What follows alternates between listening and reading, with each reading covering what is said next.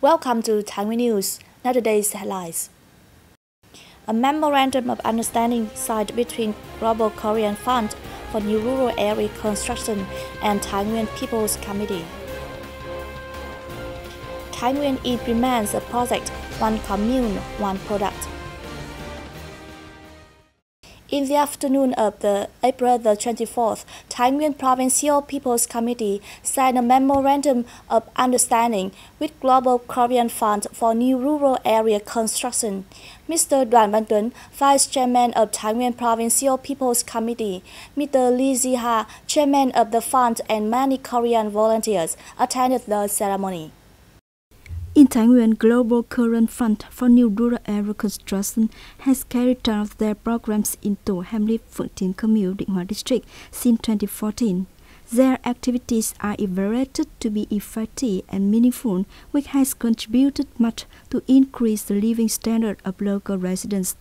In the year 2017, the fund plans to implement their program in Commune One Hamlet, Phu Luong Commune, Phu Luong District, concentrating on building model rural households in planting and processing tea.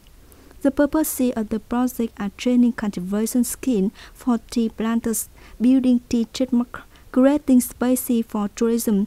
Related to promoting tea products, the project is hoped to increase threefold the income of tea planters. At the ceremony, the Vice Chairman of Thái Nguyên Provincial People's Committee stowed his high appreciation to the cooperation and support of Global Korean Fund in recent times. Thái Nguyên promised to closely cooperate with the fund to carry out the project effectively, making Commune One become the model in building new rural areas, being a good example for other localities to follow. On the 21st of April, Thái Nguyên Department of Trade and Industry held a meeting with the representative of a consulting group to build a national program, One Commune, One Product, in Thái Nguyên Province. Attending the meeting were representatives of department leaders and related enterprises. At the meeting, representative of consulting group to build a national program, One Commune, One Product, presented an efficient model, One Commune, One Product, used in some countries such as Japan and Thailand. In Vietnam, One Commune, One Product project has been successfully implemented in Quảng Ninh province. Thái Nguyên has many good potentials for developing specific products.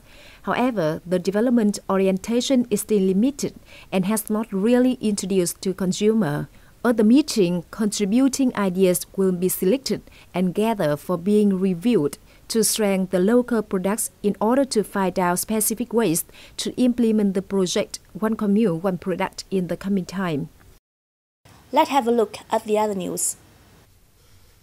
On 22nd April, Mr. Đỗ Đại Phong, captain of Thái Nguyên Provincial Armies, along with representatives of Provincial Propaganda and Training Commission, Dong Hee Commune leader, visited Navy soldier families who are working in Spratleys Island.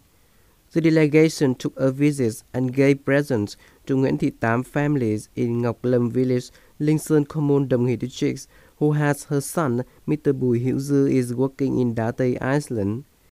On April the 25th, the Board of Thái Nguyên Ethnic Minority Groups coordinated with the People's Committee of Đá Tây District to organize Conference on Law Education for Ethnic Minority People in 2017.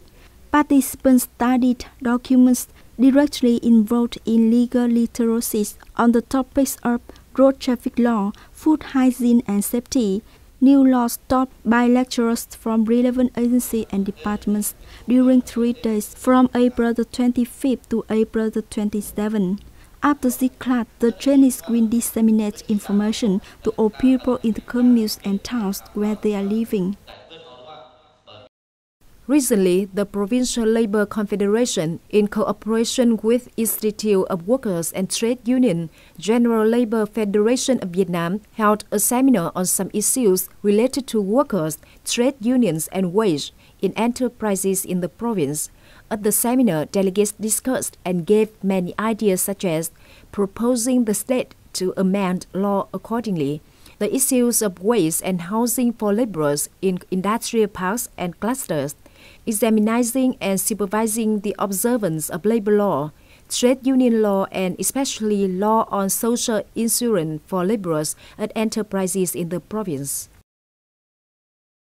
By the end of April 2017, Phu Luong district has focused on clearing land for a project of transportation, industrial zones and infrastructure works with more than 65 hectares to be revolved, paying compensation and supporting nearly 60 billion Viet Dong for 968 households affected by land clearance. For areas facing difficulties due to land clearance, Phu Luong district is directing specialized agency to review and complete the inventory of land and land use dossier to advance according to its authorization. Thái Nguyên Department of Labor, Work, Invalid and Social Affairs, in cooperation with Hanoi Heart Hospital, held a heart screening examination for nearly 750 children to find out heart disease symptoms for income care in Thái Nguyên province. During the examination, doctors discovered 53 children that have congenital heart defect. 38 children were assigned to have surgeries or cardiovascular interventions. Apart from checking, doctors also discovered children who have respiratory infections. It is not just among 38 cases of cardiac surgery or intervention, 13 children with severe heart disease have been diagnosed with half of the states.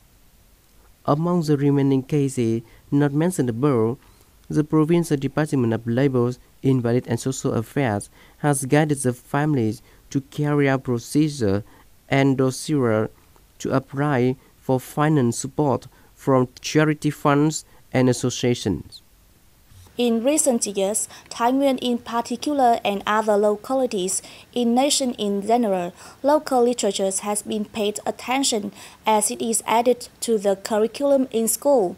This is also a good method to bring local literature more closely to the public.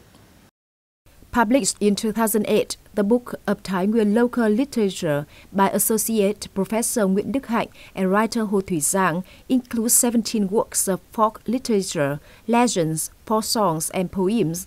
This book is considered an integral part of Vietnamese literature. Thái Nguyên contributes a lot of literary talents to the nation. The young generation of Thái Nguyên should be proud of this fact and try to become excellent writers and poets.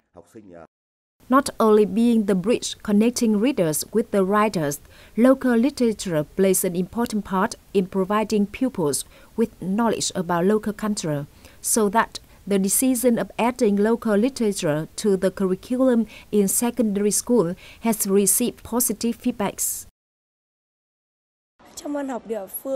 I have approached local literature from grade 6 to 8.